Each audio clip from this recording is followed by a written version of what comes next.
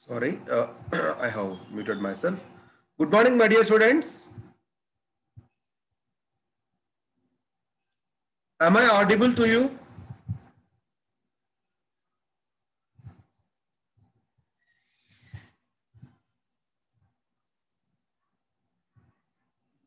Please respond in the chat box. Am I audible to you?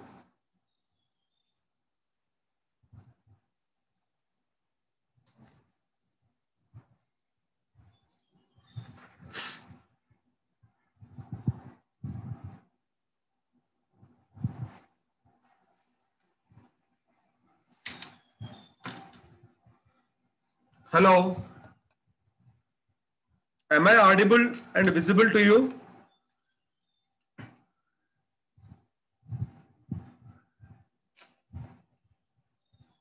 Please respond, guys. 84 members are there in the class.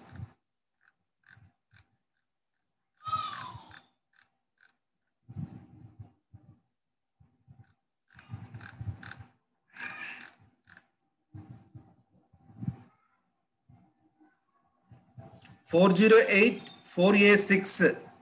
Don't leave the space in your registration number. 408 and 4A6. You have left some space in between the digits of your roll number. Don't leave that space.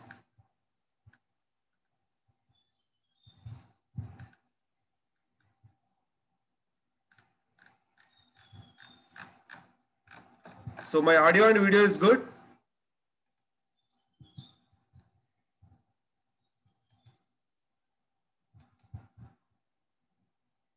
Okay.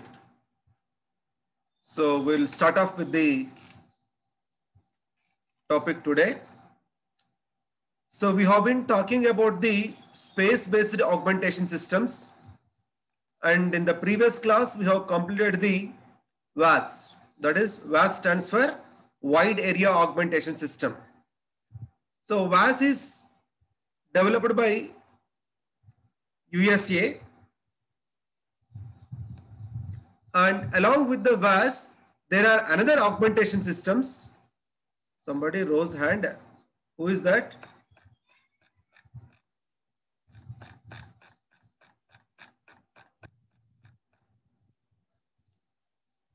Somebody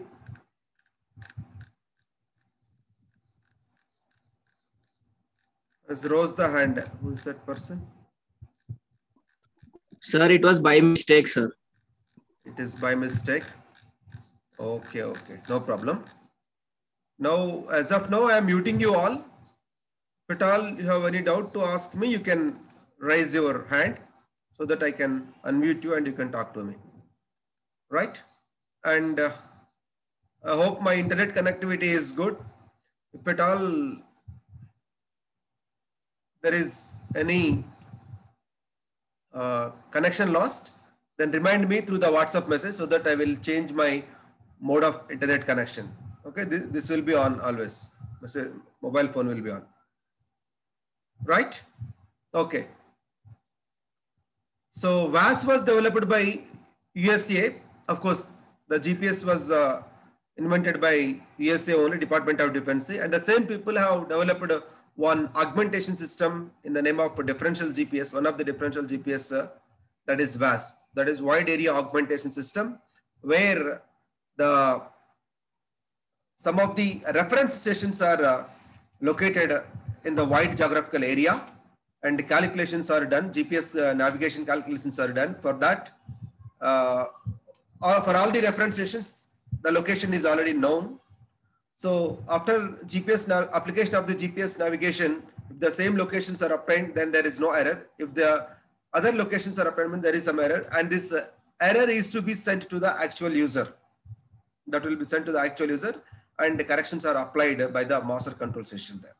Of course, that may be done during the process of navigation, or post-processing may be applied, and this may be stored for future purpose also. This is what we have studied in earlier classes. And now there is another space-based augmentation system. Of course, there are many augmentation systems. Each country has developed their own augmentation system. And one such is the VAS we studied. And the second one is called as the IGNOS. IGNOS is developed by the Europe continent. Is my screen visible to you? I shared a PPT. Is my screen visible to you? Hello? Is my screen visible to you? Somebody please respond. I have shared the screen to you. Is this visible to you?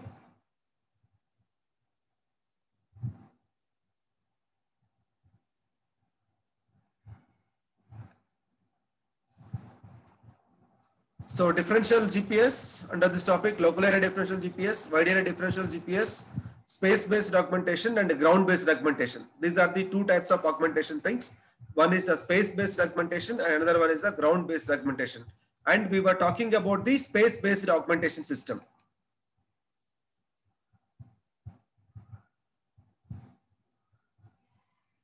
My screen is not visible to you. Let me check my internet connection. No, it is good.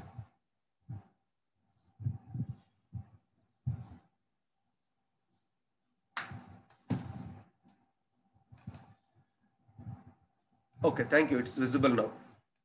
Right. So we were talking about the space-based augmentation systems.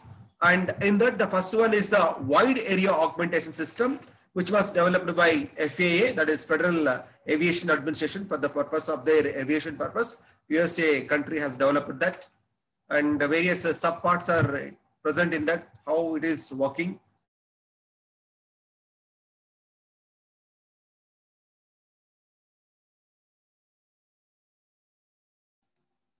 I'm sorry for the interruption. There is a network issue, so that we got disconnected for a moment. Now, am I audible now? Hello guys, am I audible now?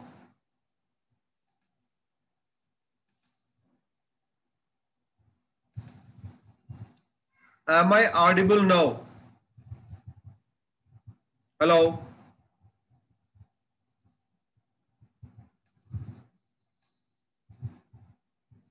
Okay.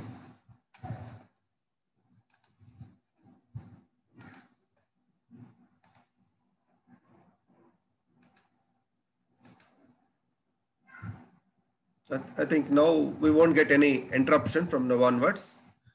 I have provided a stable internet connection now. Right.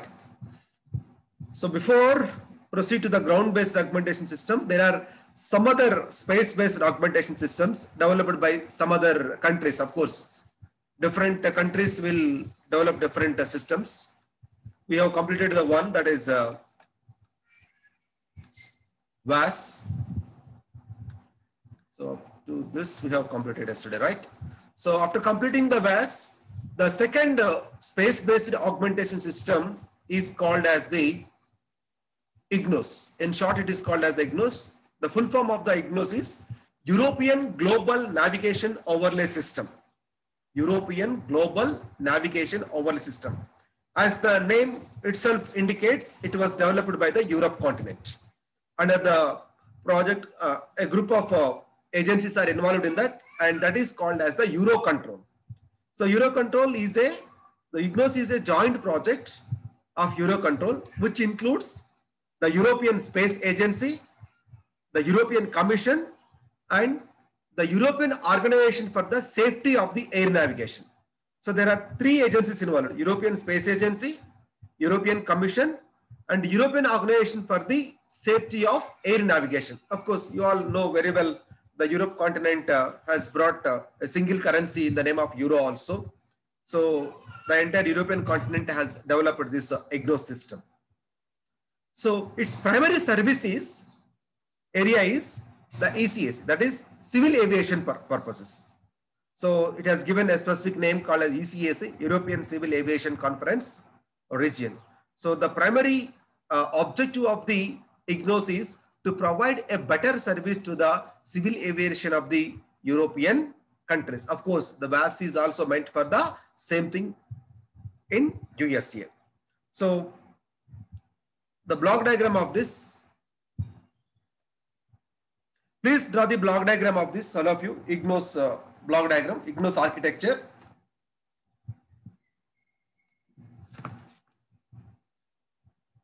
So EWAN stands for IGNOS Wide Area Network. EWAN stands for, you can write here, when you are drawing the diagram, you can write EWAN stands for IGNOS Wide Area Network. IGNOS stands for, that is European Global Navigation Overlay System. And in that, RIMS stands for Ranging and Integrity Monitoring Systems. Ranging and Integrity Monitoring Systems. MCC is Mission and Control Center. Mission and Control Center.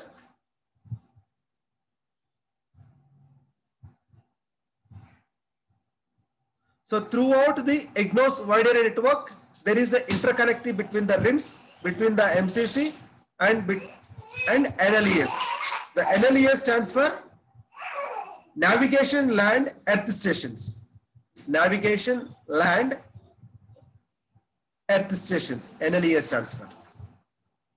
And finally, some of the blocks for the augmentation process involved are like PACF, DVP, ASKF. Are you drawing this diagram? Hello, my dear students, are you drawing this diagram? So PACF full form is Performance Assessment and Checkout Facility. Performance Assessment and Checkout Facility. And DVP stands for Development and Verification Platform. Development and Verification Platform. And ASQF stands for Application Specific Qualification Facility. Application Specific Qualification Facility is ASQF. And of course, you know GLONASS and GPS and Geo also, you know, and user is a flight. That is, so it is exactly same as that of the VAS. The functioning of the IGNOS is almost similar to that of the VAS. So in the VAS, we use the wide area reference stations. So wide area reference stations are nothing but the RIMS here. That is Ranging and Integrity Monitoring Stations. They will be located in and around the Europe continent. And master, that is Mission and Control Center. MCC is a Mission and Control Center, refers to the Master Control Center of the VAS version. And NLES is the Navigation Land Earth Stations. So there is a local geostationary satellite which is collecting the data from the MCC and uploading it to the original user. Uploading it to the original user via a geostationary satellite. Via a geostationary satellite. And the geostationary satellite will send the corrected data to the NLES, that is vice versa is taking place here. So you can compare the IGNOS with that of the VAS always. So they are doing the similar functions and the terminology is only the difference. The terminology is only the difference.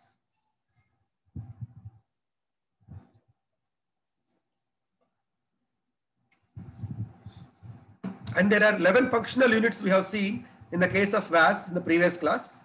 And each one is intended to do some specific tasks. That is ultimately to enhance the navigation quality. That is reliability and accuracy of the navigation is to be improved or developed. For that purpose, we are in the case of IGNOS, we are employing some of the sub blocks like PACF, DVP and ASQF.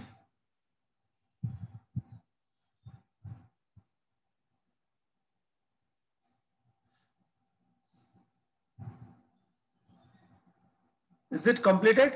Diagram? Hello guys. Is the diagram is completed?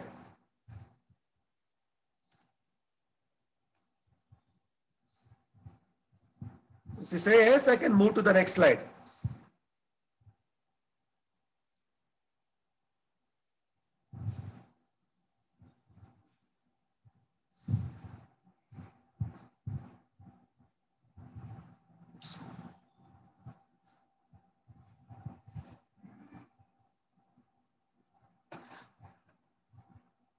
Am I audible, guys? Hello, am I audible?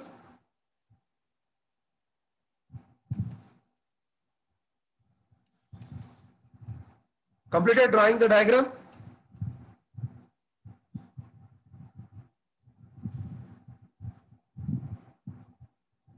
So RIMS is Ranging and Integrity Monitoring Systems. MCC is Mission and Control Center. NLES is Navigation Land at the Stations. Navigation Land at the Stations.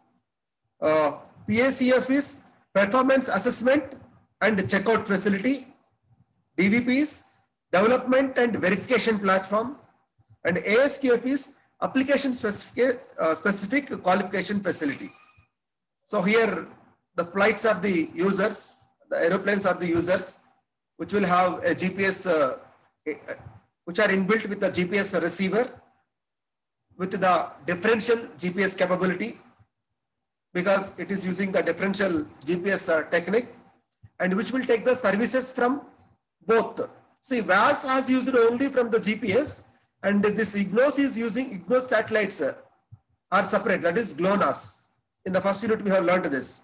GPS, GLONASS, and other one is the Galileo. Of course, later on so many countries developed their own systems. Of course, China has their own GNSS technique, and some of the geostationary satellites to have a communication between NLES and the actual user. Corrections are done here, and these corrections are uploaded to the geosatellite, and they will be sent to the actual user. The same functionality, whatever we have seen in the case of VAS, is present in the case of IGNOS. That is European Global Navigation Overlay System. So this is another space-based augmentation system. This is another space-based augmentation system. And each country has their own, has developed their own space-based augmentation systems. Some of them are other than VAS and IGNOS. VAS, we know USA, IGNOS, we just now studied Europe country, Europe continent. And MSAS is MTSAT, satellite-based augmentation system. It was developed by the Japan. And the CWAS was developed by the Canada, that is Canadian Wide Area Augmentation System. And SNAS is China's space-based augmentation system, that is Satellite Navigation Augmentation System. So China people call it as a SNAS, Satellite Navigation Augmentation System. And we, India, has our own augmentation system in the name of Gagan, which we already studied in our unit 1. That is, Gagan is GPS and Geo Augmented Navigation System. GPS and Geo Augmented Navigation System, where we are taking the help of the ISRO satellites. ISRO satellites are the geostationary satellites, and this was developed by the Airports Authority of India for their aviation purposes for the first time. Later on, it has broadened its wings into various fields. Is this clear? Right. And this is the map where each of the space-based augmentation system is present. CVAS is Canada, of course. VAS is in USA, IGNOS is in Europe, Gagan is our India, SNAS is China, and MSAS is of Japan's. So nothing is there. And after studying this space-based augmentation system, next we have to study the ground-based augmentation system.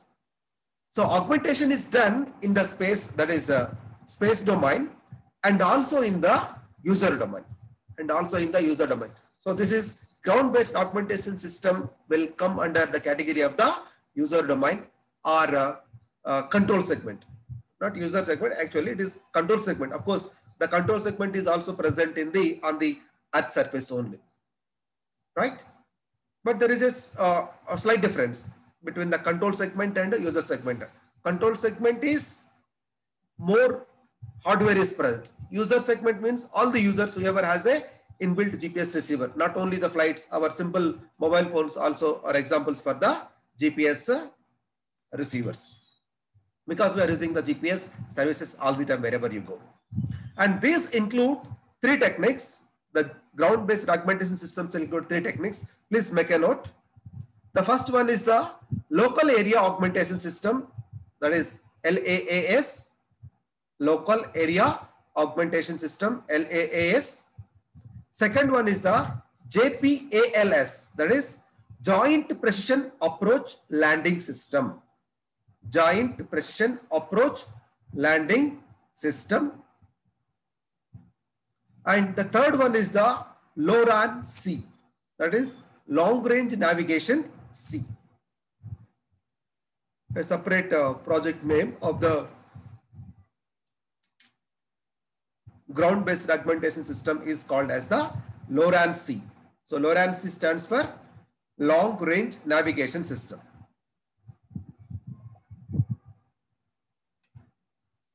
Long range navigation system. So first we'll talk about the LAAS. So this is a block diagram of a ground-based augmentation system where the flights are being navigated in different phases, from departure to landing, departure, en route, and approach. These are some of the terminology that are used in the aviation technology. So now the first one is the LAAS, that is local area augmentation system. So it will be designed to provide the differential GPS corrections in support of the navigation and the landing systems. So what is the main purpose of the LAAS? So its main purpose is to provide the differential GPS corrections. So of course, the augmentation's main intention is to provide the corrections. So it will provide the differential GPS corrections in support of navigation and landing systems. Because it is ground-based, it is intended in the landing system. And this system will provide monitoring functions via LAAS ground facility, that is called LGF in short. LAAS ground facility, which is consisting of individual measurements, ranging sources, reference receivers, navigation data, data broadcast, environment sensors, and equipment failures. If there are any equipment failures, then that also will be intimated to the user. So this is a very good technique, local area augmentation system. So what it includes? It includes the individual measurements of each and every error, ranging sources, where do we find the ranging, and the reference receivers. How many we are using some 25 reference stations in our VAST technique. And LAAS also uses some local reference receivers, because the differential GPS concept itself needs some of the reference stations. So here also LAAS also uses some reference receivers and navigation data, and data will be broadcast, some environmental sensors. It needs some environmental sensors for the purpose of sensing and sending the data. And if any equipment failures are there, that also will be sent. And each identified monitor has a corresponding system response, including the alarms, alerts, and service alerts. So each system will provide the alarms, alerts, and also the service alerts, whether it is coming into force or not, or when it is going to sleep and when it is going to force. So that is an alarm continuously is monitored and sent to the users. And after this, another ground-based augmentation system is the Joint Precision Approach Landing System, JPALS. Please make a note of this. The full form is Joint Precision Approach Landing System. And it is in the concept and technology development phase. It is in the concept and technology development phase. And it was developed by the Department of Defense. So Department of Defense means it is by the US government, USA. And the concept explanation led to the determination that the local area differential GPS was the best precision approach and landing solution. So it is like a research project. So they have concluded that the LAD GPS is the best project in the approach and the landing solution. Approach, you know, I think it is just before the landing. That is en route, approach, and landing. There are three phases in the air navigation. Yesterday we learned that. And the objective of the upcoming component advanced development, it is called as the CAD. The work effort is to provide the sufficient evidence that the key technical risks for the local area differential GPS have been reduced and to help define the JPA-LS technical architecture. So the errors that are caused in the local area differential GPS are reduced with the implementation of the JPA-LS. So it will operate under the belief that a fully developed local area differential GPS will give both conventional manned aircraft and possible unmanned aerial vehicles, UAVs, unmanned aerial vehicles also, and fully coupled landing capability in any weather and in any mission environment. So the JPA-LS is not only intended for the civil aviation, that is the manned aircrafts where there is a pilots are present, and in the civil war purposes we don't use the manned vehicles. Instead of that we will use the unmanned aircrafts. Even this JPA-LS is useful for the providing services to the unmanned aerial vehicles, that is UAVs also. It will give the support. Please make a note of this point. JPA-LS is used both for the manned vehicles, manned aeroplanes, and unmanned aerial vehicles, and of course in any weather conditions.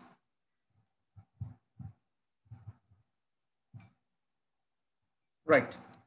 And local area differential GPS, to this there are some complementary techniques that include local area augmentation system, till now we studied, and wide area augmentation system. What they will enhance? They will enhance the interoperability of the civilians, that is civil interoperability, and autonomous landing capability. Of course, because the unmanned vehicles have to be designed such a way that they have the autonomous landing capability, and they will improve the pilot's visibility by the filtering out the meteorological conditions like snow and fog. So what this LAS and WAS will do, they will improve the visibility of the pilot. So in a weather, different climatic conditions like snow or fog, if it is there, it will become very difficult for the pilots to navigate the aeroplanes. So this information will be intimated to the pilots by the systems developer, that is local area augmentation systems, and also the wide area augmentation systems, which are based upon the GPS only,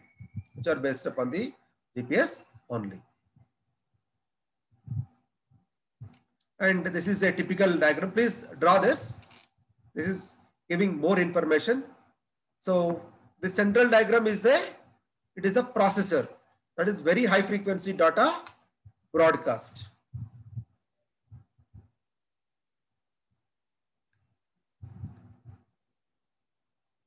The black triangles are the reference stations. The black triangles are the reference stations. There are 4 reference stations typically given in this diagram. And these white triangles are pseudo lights, that is pseudo satellites. We have completed this in unit 3. So what is the purpose of pseudo satellites? They help in the pseudo range measurements.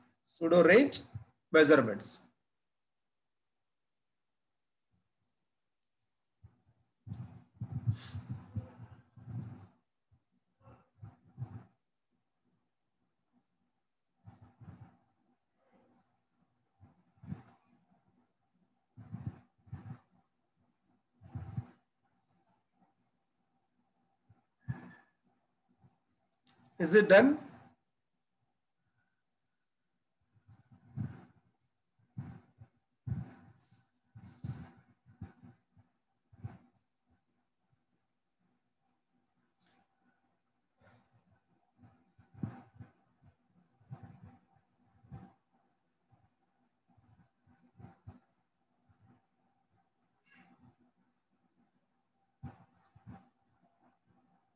Right. Now I'll move on to the next slide. And the third one is the LORAN-C. That is long range navigation with C.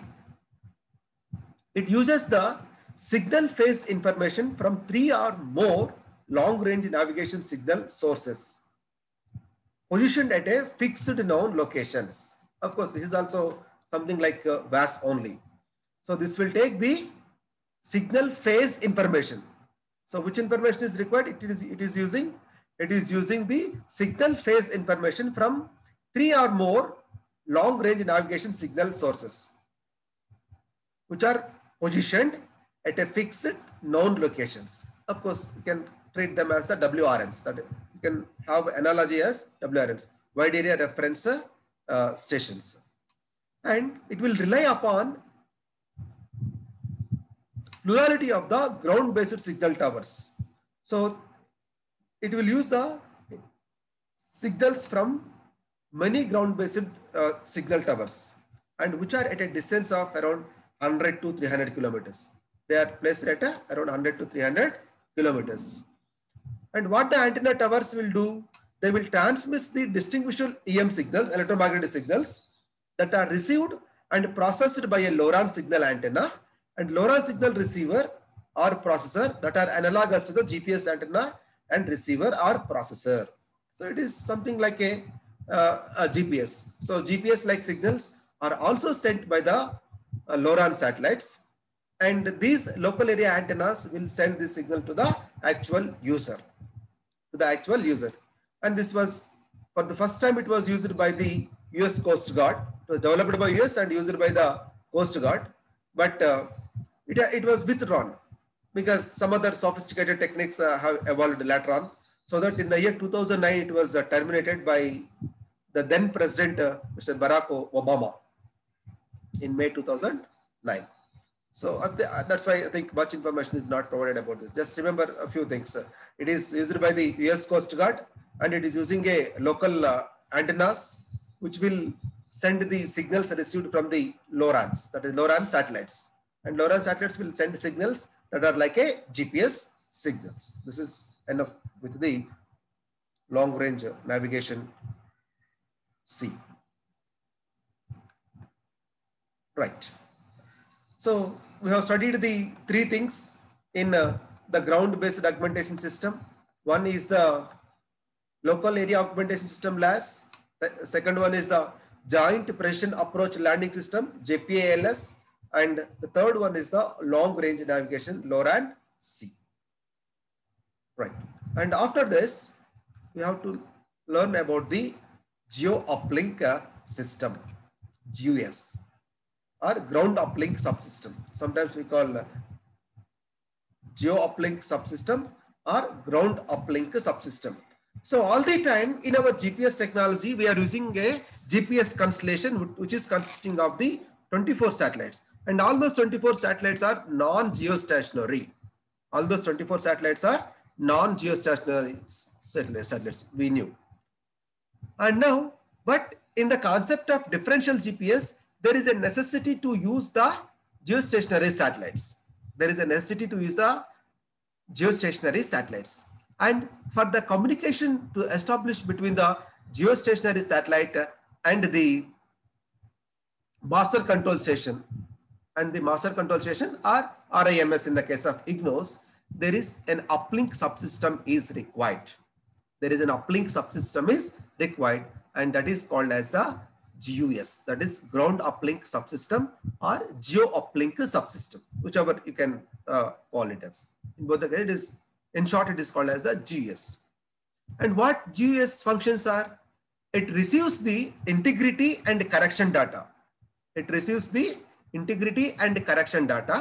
And VAS specific messages from the wide area master stations and adds the forward error correction, encoding, and transmits the message via a C-band uplink to the geo satellites for the broadcast to the VAS user. Of course, the same whatever we have studied till now. So in a sequence, let me revise this point.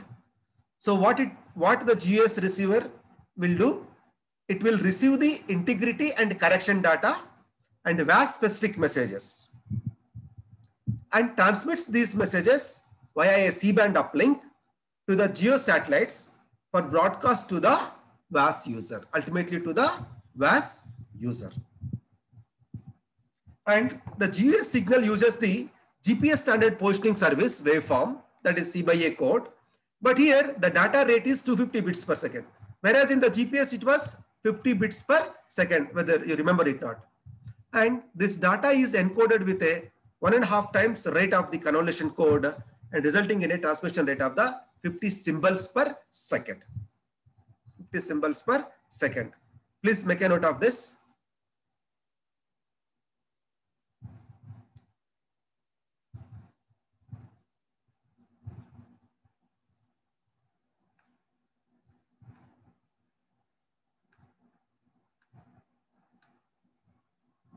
And please draw this block diagram,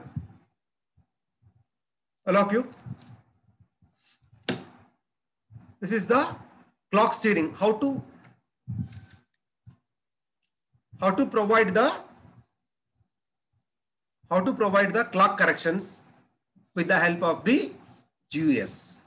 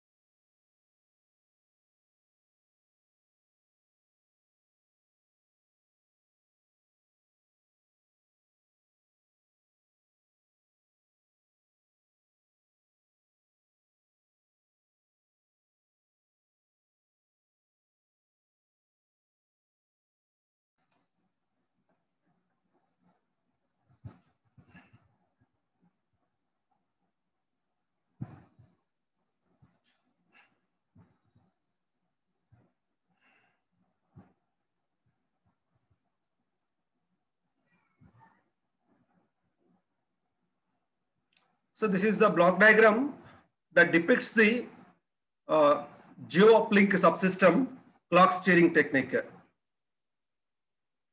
wherein the actual VAS message is the input and the flow of different things, that is initial time synchronization, data flow, and how the clock steering is flowing. You can draw with the different colors for the three flows: initial time synchronization flow, data flow, and the clock steering control flow.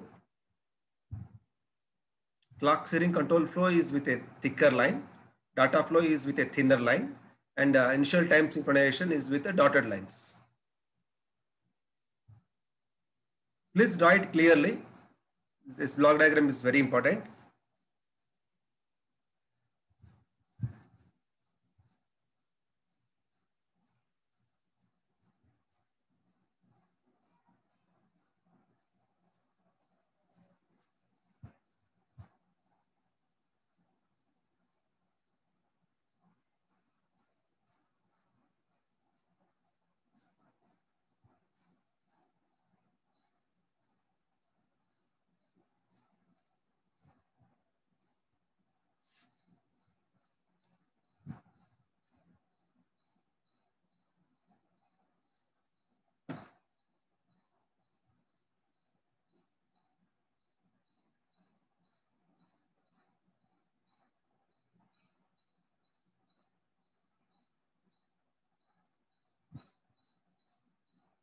Oh, it's so sad.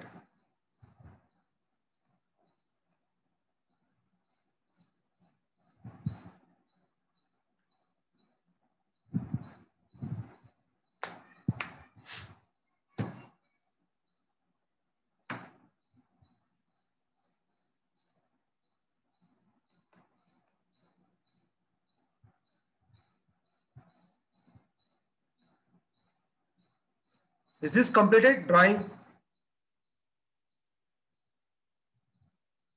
Please respond, guys. Is the drawing is completed? Am I audible clearly?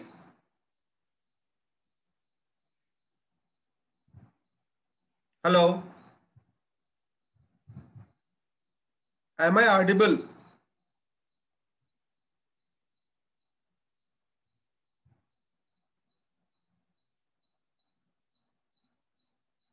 Are you there in the class?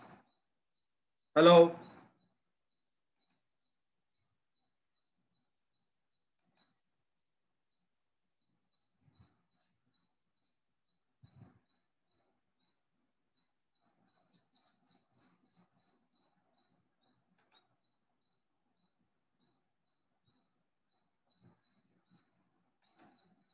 So completed the block diagram.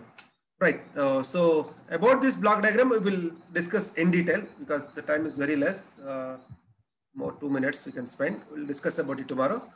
So in a nutshell, we will understand what is the geo-uplink subsystem. So this geo-uplink subsystem is a separator that is to provide the VAS information, to provide the VAS related information. So what it will do, it receives the integrity and correction data and VAS specific messages from the wide area master stations and adds the forward error correction. So there may be some data received with some errors. So for that ARQ is the one of the technique, forward error correction is another technique, and you might be knowing about the Hamming code, error detection and correction technique. And here FEC is the technique used. For that there is a separate algorithm will be provided that is called FEC encoding, and transmits the message via C-band uplink to the geo satellites and broadcast for the broadcast to the VAS user. And here it is using a 250 bits per second modulation technique, same CYA code and with BPSK modulation, but data rate is very high, so that the transmission rate will become 500 symbols per second. And of course, each symbol is modulated by CYA code with 1.023 into 10 to the power of 6 chips per second. You can say it is mega hertz or chips per second, and with a pseudo random sequence to provide a spread spectrum signal. And this BPSK modulated by the GUS onto the intermediate frequency carrier and then upconnected to a C-band frequency, because the geosatellite will use the C-band frequency that is in the range of 4 to 8 gigahertz, and then uplink it to the GEO. With this, that is without converting to the C-band, it cannot be linked to the GEO. That's why it has to be upconverted. That's why it is to be upconverted. Then the C/A code modulation that provides the ranging capability. The ranging capability is provided by the C/A code modulation. And control of the carrier frequency and phase is also required to eliminate the uplink Doppler if it is. See, while we are getting the RF signal from the geosatellites, we studied about the Doppler effect. And here the reverse, we are uploading the data. We are uplinking to the geosatellite. And in this case also there may be any Doppler effect. And that is also eliminated by using the carrier frequency and phase to maintain the coherence between the code and the carrier, because they must be always in coherent. Then only the demodulation or detection will become more possible. And the GUS also monitors the C-band and the L1 downlinks from the GEO to the provide the closed loop control to the pseudo-random noise code and L1 carrier coherency. And from there to the user it is to be sent. So from the reference session to the uplink, that is geosatellite, from the geosatellite to the actual user, all these communications are monitored by the geo uplink subsystem. And the next thing is the orbit determination of the geostationary satellite. So for that, there is a block diagram and algorithm is there that we will study in our next class. And one more topic is left, that is INS GPS integration. INS is a separate technique, and we have till now we studied about the GPS, and there is some integration algorithms are required, a few integration algorithms. So that's a small topic. We'll complete the unit 4 in our next class. Any doubts till now? Any doubts? You can raise hand, or you can type in the chat box before I conclude.